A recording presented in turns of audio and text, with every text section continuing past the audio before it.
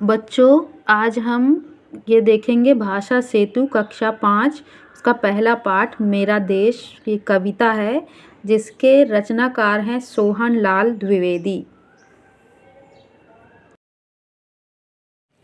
आगे हम यहाँ देखते हैं, ऊंचा खड़ा हिमालय आकाश चूमता है। आपका जो ये पाठ है मेरा देश पहले पाठ, उसकी कविता की पहली लाइन, ऊंचा खड़ा हिमालय आकाश चूमता है, नीचे पखार पगतल नित सिंधु झूमता है। गंगा पवित्र यमुना नदियां लहर रही है, पल पल नई छटाएं पग पग छहर रही है। वह पुण्य भूमि मेरी, वह जन्म भूमि मेरी, वह स्वर्ण भूमि मेरी, वह मातृभूमि मेरी। इसका अर्थ इस प्रकार है, ऊंचा खड़ा हिमालय आकाश चूमता है, यानी कवि जो कह रहे हैं अपने किसके बारे में वर्णन कर रहे हैं, मेरे देश। पाठ का नाम क्या है, मेरा देश। तो भारत देश के बारे में बोल रहे हैं कि हमारे भारत देश में एक ऊंचा पर्वत है जिसे हम हिमालय कहते हैं, वो ऊंचा खड़ा हुआ है और क्या कर रहा है, आकाश को छू रहा है। नीचे पखार पगतल नित सिंधु झूमता है, यानी पर्वत जो हिमालय है उसके नीचे सिंधु नदी बहती है और जो क्या करती है, नित यानी प्रतिदिन क्या करती है, पगतल नीचे पखार मतलब कि पर्वत के जो पैर हैं, हिमालय पर्वत का जो पैरों का वाला भाग है नीचे का, उसे रोज अपने पानी से क्या करती है, पखारती है, मतलब धो देती है। और उसका सिंधु नदी का जो पानी है वो नीचे पर्वत को क्या करता, धोता है। गंगा पवित्र यमुना नदियां लहर रही है, यहाँ पर गंगा और यमुना पवित्र नदियां जो हैं वो भी यहीं से निकली है। पल पल नई छटाएं पग पग छहर रही है, और पल पल यानी कि हर क्षण हर पल क्या हो रहा है, नई नई प्रकार का प्रकृति में सुंदर सुंदर वातावरण आ रहा है, हमें दिखाई दे रहा है और वो हमें अच्छा दिख रहा है, महसूस हो रहा है। वह पुण्य भूमि मेरी, कवि कह रहे हैं कि ये कैसी है, पवित्र और पुण्य भूमि मेरी है। वह जन्म भूमि मेरी, यानी मेरा जन्म यहीं हुआ है, ये जन्म भूमि मेरी है। वह स्वर्ण भूमि मेरी, यानी मेरी सोने से भरी हुई ये भूमि है और ये मेरा देश है, जिसमें ये क्या बोल रहे हैं, हमारे देश को बोल रहे हैं ये स्वर्ण भूमि मेरी। वह मातृभूमि मेरी, यानी ये मेरी माता के समान मेरी भूमि है जिसमें मेरा जन्म हुआ है। अब आगे देखेंगे, झरने अनेक झरते हैं जिसकी पहाड़ियों में, चिड़िया चहक रही हो मस्त झाड़ियों में। अमराइयाँ घनी हैं कोयल पुकारती है, बहती मलय पवन है तन मन संवारती है। वह जन्म भूमि मेरी, वह कर्म भूमि मेरी, वह जन्म भूमि मेरी, वह मातृभूमि मेरी। अर्थात झरने अनेक झरते हैं, यानी हमारे देश, मेरा देश कैसा है, अनेक प्रकार के झरने हैं जिसकी पहाड़ियों में, यानी जहाँ हम देखेंगे सुंदर सुंदर झरने हमारे देश में। चिड़िया चहक रही है, अब वातावरण कैसा है वहाँ का, हमारे देश का, हिमालय के पर्वत का, कि चिड़िया चहक रही है पेड़ों पर, हो मगन झाड़ियों में, झाड़ियों में भी चिड़िया बैठी है और पेड़ों में भी।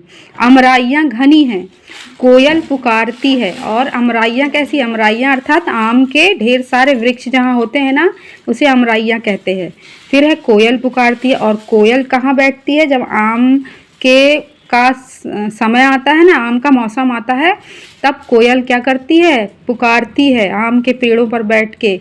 और बहती मलय पवन है, यानी कि एक पवन जो है कैसी बह रही है, बहुत ही अच्छी शुद्ध पवन बहती है, तन मन संवारती है, और उस शुद्ध हवा से हमारा तन मन कितना अच्छा हो जाता है, एक ताजगी महसूस होती है। ये इस कविता में हमने देखा मेरा देश। अब आगे देखेंगे, जन्मे जहाँ थे रघुपति, जन्मी जहाँ थी सीता। अर्थात जहाँ पर रघुपति यानी जहाँ राम जन्मे थे और जहाँ सीता जन्मी थी।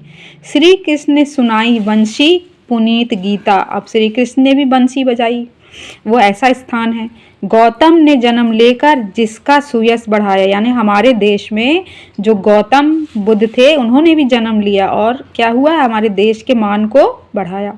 जग को दया दिखाई, यानी उनकी दया क्या है, जग में प्रसिद्ध है, वो बड़े दयालु थे। जग को दिया दिखाया, जग को दिया दिखाया अर्थात जग को क्या किया, प्रकाशित किया, जग को अच्छी शिक्षा दी। वह युद्ध भूमि मेरी, वह युद्ध भूमि मेरी, वह जन्म भूमि मेरी, वह मातृभूमि मेरी। अब ये हमारे देश के लिए है जो ये कविता लिखी है कि मेरा देश कैसा है। अब यहाँ आगे हम देखेंगे बहुविकल्पीय प्रश्न दिए हैं, जिसमें दिया है सही विकल्प को चुनें। पहला प्रश्न है सिंधु किसका पैर पखारता है। फिर 4 ऑप्शन दिए हुए हैं, ऑप्शन यानी विकल्प। पहला है हिमालय, दूसरा है भारत भूमि का, तीसरा है गंगा का और चौथा है यमुना का। तो इसका आंसर आपका ये होगा हिमालय का। फिर सेकंड है पहाड़ियों में क्या झरते हैं, तो उसका आंसर होगा, देखिए पहला दिया है झरने, दूसरा दिया है फूल, तीसरा है पत्तियां और चौथा दिया है ओस। तो इसका आंसर होगा झरने। और तीसरा है भारत को कवि ने क्या बताया है। पहला दिया है जन्मभूमि, दूसरा दिया है धर्मभूमि, तीसरा है कर्मभूमि और चौथा है सभी, यानी ये सभी चीज़ें कवि ने भारत को कहा है, तो ये सभी आ जाएगा। चौथा है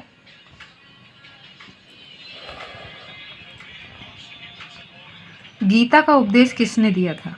तो पहला दिया है श्री कृष्ण ने, दूसरा श्री राम ने, तीसरा वेदव्यास ने और चौथा तुलसीदास ने। तो गीता का उपदेश किसने दिया था, श्री कृष्ण ने। तो ये होगा आपका आंसर। अब आगे हम देखेंगे कि ये जो बचे हुए हैं प्रश्न 5वां, इस कविता के अनुसार भारत देश का सुयश किसने बढ़ाया। तो 4 ऑप्शन दिए हैं, तो कृष्ण ने, राम ने, गौतम ने। तो क्या आएगा आंसर, ये सभी। फिर है 6वां, प्रस्तुत कविता के रचयिता है, इनके कविता किसने लिखी थी। तो कविता इधर 4 ऑप्शन दिए हैं, इसमें है सोहन लाल द्विवेदी ने। तो हम इसमें निशान लगाएंगे। ये हो गए हैं चारों ऑप्शन वाले प्रश्न। और यहाँ जो नीचे दिए हैं वो है मौखिक प्रश्न। तो मेरा देश शीर्षक कविता का मुख्य भाव क्या है कि अपने देश के सुंदरता का वर्णन करना, इसका मुख्य उद्देश्य है। हमारे देश में बहने वाली किन्हीं 2 नदियों के नाम बताओ। तो आप कोई भी 2 नदियों के नाम बता सकते हो, यमुना, गंगा, जमुना, सरस्वती, ये इनमें से कोई भी 2 नाम बता सकते हो। फिर हिमालय पर्वत की किस दिशा में है। तो हिमालय पर्वत किस दिशा में है, उत्तर दिशा की ओर है। फिर सत्य और गीता अहिंसा का का उपदेश किसने दिया था। तो गीता का उपदेश श्री कृष्ण ने दिया था। गौतम बुद्ध ने हमें कौन सा मार्ग दिखलाया। तो गौतम बुद्ध ने हमें क्या दिखाया था, सत्य का मार्ग दिखाया था, है ना। अब हम इसको देखेंगे कविता में कि उन्होंने कौन सा मार्ग दिखाया था। तो यहाँ लिखा है उन्होंने जग को दिया दिखाया, यानी प्रकाश जग पर। हम देखेंगे पंक्तियों को पूरी करो। जन्मे जहाँ थे रघुवीर, जन्मी जहाँ थी सीता, श्री कृष्ण ने सुनाई वंशी पुनीत गीता, गौतम ने जन्म लेकर जिसका सुयश बढ़ाया। ये अब हम यहाँ पर देख रहे हैं लिखित प्रश्न। जो लिखित प्रश्न दिए हैं वो है, पहला है कवि ने भारत देश के भौगोलिक रूप का वर्णन मेरा देश कविता में किन शब्दों में किया है। अर्थात भौगोलिक शब्द क्या होते हैं, अर्थात भूमि से संबंधित, देश से, धरती से संबंधित शब्द जो होते हैं वो भौगोलिक शब्द कहलाते हैं। यहाँ पर उन्होंने जो उपयोग किए हैं वो शब्द हैं पहाड़ियाँ, झरने, नदियाँ, पवन, चिड़िया, आकाश आदि शब्दों का प्रयोग किया है। तो ये आपका पहला वाला लिखित प्रश्न हो गया। अब आगे हम देखेंगे प्रश्न नंबर 2, मेरा देश कविता में कवि द्वारा उल्लिखित प्रकृति वर्णन अपने शब्दों में लिखो। तो उसका उत्तर है भारत देश का प्राकृतिक वातावरण बड़ा ही सुंदर और मनमोहक है। जैसे गंगा यमुना पवित्र नदियाँ बह रही है और झरने बह रहे हैं, चिड़िया चहक रही है, कोयल पुकारती है और हिमालय ऊंचा खड़ा। इस प्रकार प्रकृति का वर्णन किया गया है। अब आगे हम देखेंगे प्रश्न नंबर 3, मातृभूमि से तुम क्या समझते हो। कवि ने अपने देश की भूमि को किन किन विशेषणों से पुकारा है? उसका उत्तर है मातृभूमि अर्थात जहाँ हमारा जन्म हुआ हो। हमारी माता के समान भूमि को मातृभूमि कहते हैं। कवि ने इसे स्वर्ण भूमि, युद्ध भूमि, कर्म भूमि, बुद्ध भूमि आदि नामों से पुकारा है। यानी यहाँ पर जो हमारी धरती है, देश है हमारा, भूमि है, उसकी विशेषण को बताया गया है। स्वर्ण भूमि, सोने की भूमि, युद्ध भूमि, युद्ध होने वाली भूमि, कर्म भूमि, यहाँ कर्म भी किया जाता है। तो ये सब जो है हमारी मातृभूमि की क्या कर रहे हैं, विशेषण को बताया जा रहा है। यह है आपका उत्तर 3। अगला प्रश्न है प्रश्न नंबर 4। कवि ने मेरा देश कविता में श्री कृष्ण और गौतम बुद्ध का उल्लेख किया है। तत्पश्चात उन्होंने देश को युद्ध भूमि और बुद्ध भूमि कहकर पुकारा है, क्यों? तो तत्पश्चात का मतलब होता है इसके बाद। पहले उन्होंने क्या कहा, गौतम बुद्ध का उल्लेख किया है, फिर कहा है युद्ध भूमि, बुद्ध भूमि और युद्ध भूमि, इसलिए। अब आगे है उत्तर है इसका, कवि ने गौतम बुद्ध का उल्लेख इसलिए किया है क्योंकि उन्होंने देश में दया और सत्यता का प्रचार किया। और श्री कृष्ण का उल्लेख इसलिए किया क्योंकि इन्होंने महाभारत का युद्ध लड़ा था, इसीलिए बुद्ध भूमि और युद्ध भूमि कहकर पुकारा है। अब यहाँ पर कुछ प्रश्न दिए हैं, हम देख रहे हैं।